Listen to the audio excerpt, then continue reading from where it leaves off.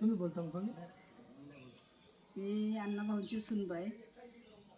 Madhukar sir तेलंगणासनं वाटेगावला आलेल्या त्या वाटेगावला भेट देण्यासाठी पहिल्यांदा त्यासनी वाढदिवसाच्या हार्दिक हार्दिक शुभेच्छा. गोकुळाष्टमी 3 टाईम वाटेगावला आले तर त्यासने असं वाटतंय की अण्णाभाऊ माझ्या स्वप्नात येतात आणि अण्णाभाऊनं मला उठवून उभा केलेला आहे. त्यामुळं वाटेगावचं आणि तेलंगणाची एक नाडी झालेली आहे. आणि इथं अण्णाभाऊच्या कुटुंबासाठी ना अण्णाभाऊंचा इथं आदर करते ते आदर धरून वाटेगावला येतात.